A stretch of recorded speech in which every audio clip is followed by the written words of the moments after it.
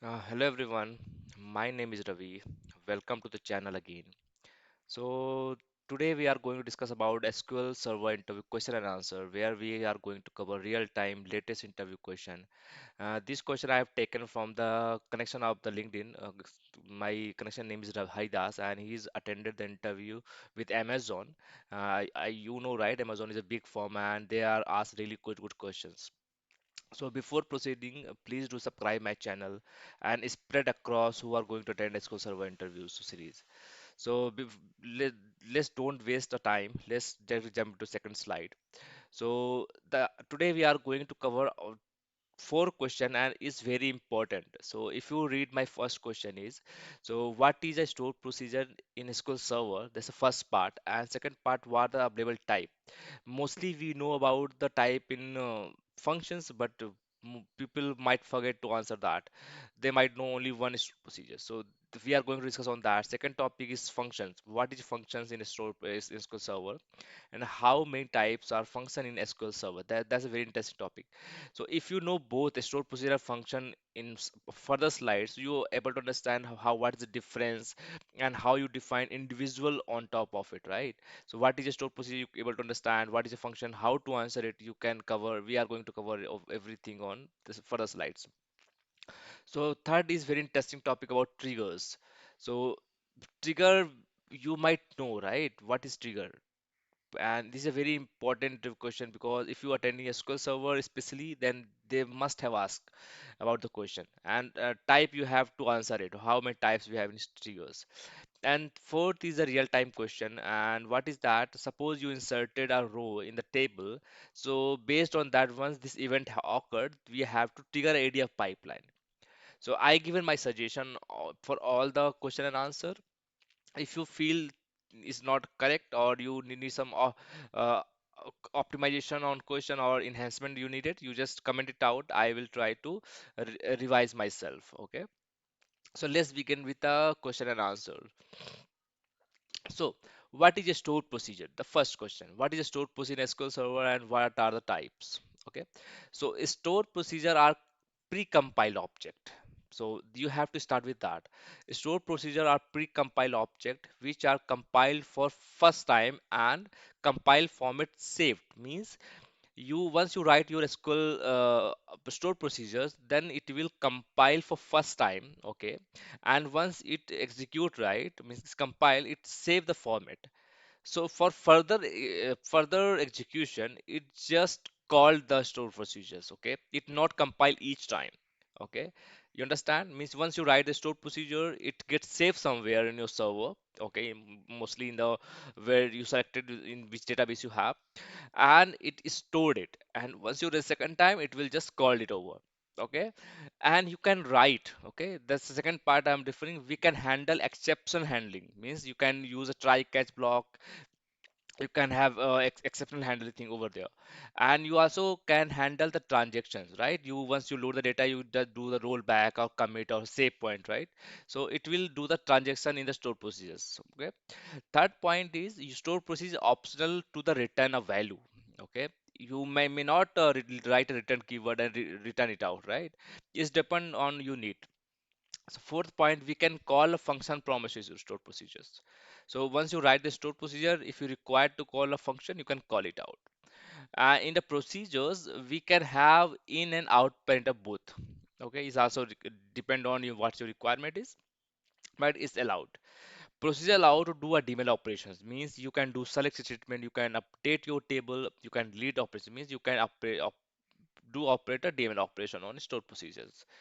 So what we cannot do in stored procedures. So suppose you use a function, you can directly write, right? Select star from function itself. Okay, select function name.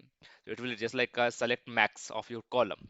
So we can do using function, but stored procedure we cannot do. So we cannot do select, we cannot use with the where clause, we cannot use a having clause, even with a join we cannot use a store procedures.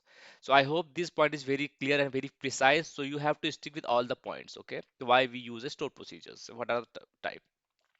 So let come to second point, what are the different type of label in store procedures. Let me jump to second slide. So store procedure have four type. One is a user defined stored procedure, second is a system defined stored procedure, third is standard stored procedure, and fourth is CLR stored procedures. Okay, so let me talk about more. So when you need to define a stored procedure for your users, means in your project need to do a combine of your first name and last name, means you define the stored procedures, right? So it's a user defined, just name, just like a name suggests. Second is system defined stored procedures. So you may not know, or you might not know about stored procedure. Means once you install your SQL server, SQL server give a predefined stored procedures, just like sp underscore help. So if you go to master database and expand the programmatically, you can see those are stored help text sp underscore. So what are the stored procedures? Start with sp underscore. That's the system defined stored procedures. There are a lot of stored procedures, like you want to check the schema of any table or schema of your database. So you can see the system defined stored procedure. Third one is a standard stored procedure. Means suppose you want to check the send a mail alert to your mail. Means if you write only SQL, we cannot do that. But if you want to do that, you have to write the two different languages code. Like SQL is mandatory. Plus you have can write a code with C and C++. Okay. So in that basis, you have to write two different languages code, SQL plus C++. That's a standard version of stored procedure, and it that start with XP underscore the stored procedure name. So suppose you want to check the OS operations, like how many memory we have, or how many free space we have, how many drives we have. If you want to do operation on OS label or mail server label, you can write a standard stored procedure, and please keep in mind it will start with XP underscore the procedure name. Fourth one is CLR stored procedure. CLR means common language runtime. Means just like a third one, combination of SQL and C++, we can have a SQL plus .NET code if you're aware of. You can know C Sharp code. So if you know the language of CLR, you can do that. So these are four types of stored procedure. Means store user defined, system defined, standard stored procedure, and CLR stored procedure. So I hope you able to answer the what is a stored procedure, and second is a how many type of stored procedure. Let's directly jump to second question of functions. What functions we have? What are the type and what is a function? So I will be very precise. Okay. So function is compiled and execute every time whenever you called. So suppose you called a max function to calculate particular column. So it will compile again and give you the results and execute every time. Okay, not like a stored procedure. Okay. Second one, you cannot handle exception or tries in a function. You can control that. So exceptional is a try catch. You want to try write a block. You want to do the commit or rollback. Okay. So you cannot do in the functions. Function always return value. Okay. And function cannot call from the function itself. Okay. You cannot call procedure from the function. Please keep in mind, procedure you can call function, but in function you cannot call procedure. Okay, that vice versa scenario. In function you can have only in parameter, because return you have to write in the end of your statements, right? And in function allow only select statement. Please keep in mind. So these are a very key point from the function side. And you can use a function with select statement, where statement, having, and with the joins you can do that. Okay. So these are part, just like you use a what we say, we can use a max function on the joins, you can do that. Okay. Type of the functions. Okay, type, we have two majorly types: system defined function and user defined function. System defined function is created by a SQL server itself, like a max, count. These are functions. Okay, aggregate functions. So we also have in function, we have a scalar function and aggregate function. Scalar function, you want to do a round off functions, you want to do decimal on top of it. So just like a aggregate functions, round, ceil, float, you can do that. An aggregate function, as your name suggests, count, min, max, average, you can do that. And second is a user defined function. User defined function is the same. We have a scalar function, just like about earlier discussed. Inline table valued function, multi-statement function. Means inline function means suppose you want to write a function which give you a first name and last name combined together. So you just have to write a function where you have what we say, you have a first name and last name you have to pass, and it will combine from whole the table. Okay, it will do each row. Okay, a multi-level statement is as though you want to work on all the rows. Okay, so these are the multi-statement valued function. Okay, let me come to triggers. Trigger is a special type of stored procedures that automatically runs when an event occurred in the database server. So event means what? You inserted the data, you altered the data, or you log in somewhere, right? So event in database like that. Means database have happened three type of event, right? One is for row label, one is a schema label, one is a database label. So a trigger is a special type of stored procedure because it stores the data somewhere, right? Stored procedure that automatically runs when any event occurred on the database server.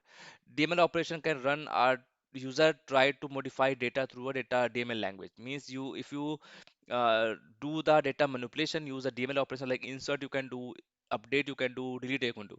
If you operate a DML operation, it will trigger. So how many types of trigger we have?